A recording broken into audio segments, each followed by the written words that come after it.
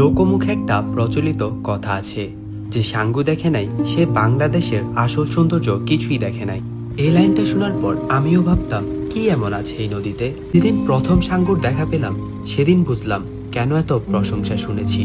সাঙ্গু, আমার মতে এটি বাংলাদেশের সবচেয়ে সুন্দর নদী। দুই পাশে বিশাল বিশাল পাহাড় আর মাঝখানে বয়ে চলেছে তীব্র স্রোতের সাঙ্গু। সাঙ্গুর পথে দেখা মেলে বিশাল দৈত্যাকৃতি পাথরের, আর তাদের মধ্যে সবচেয়ে জনপ্রিয় পাথর রাজা পাথর।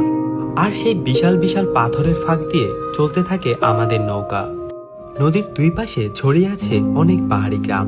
যেতে যেতে উপলব্ধি করতে লাগলাম পাহাড়ি মানুষের সরল জীবনযাপন। সাঙ্গুর আশেপাশেই লুকিয়ে আছে ছোট বড় অনেক ঝর্ণা, যার স্রোত এসে মিশে যায় সাঙ্গুর বুকে।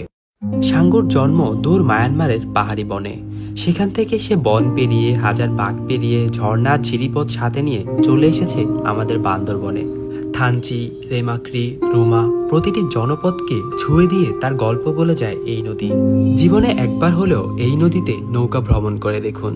আমি কথা দিচ্ছি এই সৌন্দর্য আপনাকে কখনো নিরাশ করবে না।